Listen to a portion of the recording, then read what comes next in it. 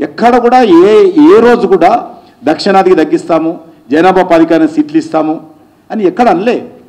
ఒడ్ని గాలి మఠాల మీద మీరు ఉపన్యాసాలు ఇచ్చుకుంటా గౌరవ ముఖ్యమంత్రులు మంత్రులు మాట్లాడుతూ ఉంటే ఎక్కడ పోతున్నాం మన దేశం?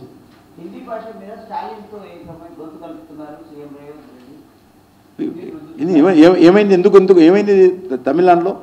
ఏమైంది చెప్పండి? తమిళ భాషకి ఏదైనా తగ్గించారా? ఇంగ్లీష్ భాష ఏదైనా తగ్గించారా? ఒక జాతీయ భాష ఒకటి ఉండాలని పెట్టాము. మీ ఆశ్రమంలో మాట్లాడతారు, లేకపోతే లేదు. ఎవరి దగ్గరికి బలవంతాలని చెప్పారా వాడుకోమని? ఇప్పుడు మనం ఫ్రాన్స్ నుంచి వస్తాం, ఫ్రాన్స్ తప్ప ఇంగ్లీష్ వచ్చినా మాట్లాడు. చైనా వస్తాడు, చైనీస్ తప్ప వేరే మాట్లాడు.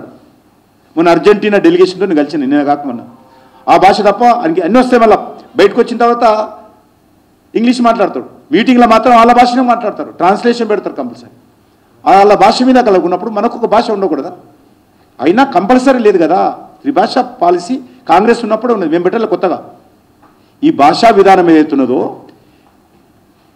3 లాంగ్వేజెస్ ఫార్ములా కాంగ్రెస్ ఉన్నప్పుడు పెట్టింది అది. మరి కాంగ్రెస్ పార్టీ కదా కలిసి పనిచేస్తున్నది డిఎంకే అక్కడ తమిళనాడులో. ఇప్పుడు తెలంగాణలో సీట్లు తగ్గిస్తామని చెప్పామా, లేకపోతే కర్ణాటకలో తగ్గిస్తామని చెప్పామా, లేకపోతే తమిళనాడులో తగ్గిస్తామని చెప్పామా? అసలు దానికి సంబంధించినటువంటి ఏబిసిడి ఎవరైనా అఫీషియల్గా కేంద్ర ప్రభుత్వం చెప్పిందా?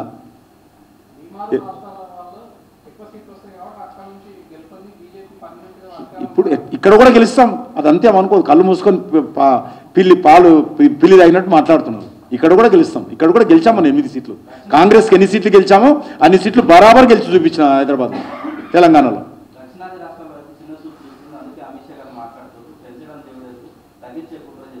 అంటే కలవట్టుగా రాత్రి కలవడితే మీరు కళ్ళలో మాట్లాడుకో, బయటతో మాట్లాడుతున్నాం. ఎవరైనా చెప్పినా మేము? అమిత్ షా గారు చెప్పారా? మేము చెప్పామా? ప్రధానమంత్రి గారు చెప్పారా?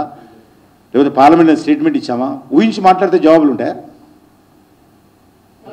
ఇక చాలా చిన్న విషయాలు వేగ్గా ఒక ముఖ్యమంత్రి స్థాయిలో ఉన్నటువంటి వ్యక్తులు మాట్లాడిన అంశాలు కాదు, ఆధార రహితంగా. ఏబిసిడి లేదు, ఇంతవరకు ఏమి లేదు. దున్నపోతే ఈయనంతే కట్టామని చెప్పినట్టు ఇట్లా ఉండేది లేదు సామెత.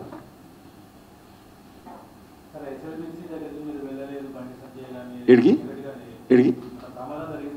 నిన్న వేరు, మామూలు వేరు. పోకూడదు, అక్కడ పోకూడదు. అక్కడ జరుగుతున్నప్పుడు డిస్టర్బ్ చేయకూడదు. వాళ్ళు పనిచేస్తున్నారు, దేశమంతా ఇంపార్టెంట్ ఎక్స్పర్ట్స్ వచ్చి పనిచేస్తున్నారు. పోయాడు న్యూసెన్స్ చేయకూడదు. తర్వాత వాళ్ళు వెళ్ళిన తర్వాత బతికితే వాళ్ళ మనం పోయి పరామర్శించాలి. అది చేయాలి మనం. వాళ్ళ దేవుడి దయతో వాళ్ళందరూ ప్రాణాలతో బయటికి రావాలి. అప్పటి వరకు పొలిటీషియన్స్ పోయి మీడియాలు పెట్టి ప్రెస్ కాన్ఫరెన్స్ మాట్లాడకూడదు. క్రైసిస్ ఉన్నది ఆడ. దట్ ఈజ్ మా పాలసీ. అది అయినా ఈరోజు ఇట్లా అడుగుతున్నారు కాబట్టి మా ఎమ్మెల్యేని పంపించాము. పర్వాలేదు, జవాబు ఏం చెప్పుకుంటే జవాబు.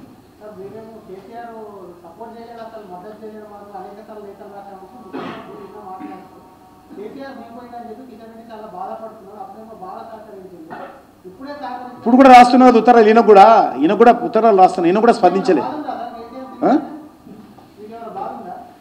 మీకుండాలి బాగా, ఎందుకంటే వాళ్ళు పాత మిత్రులు. రేవంత్ రెడ్డి, కేసీఆర్ పాత మిత్రులు. వాళ్ళ పార్టీలో పుట్టిండు కేసీఆర్, ఆ పార్టీలతో కలిశాడు.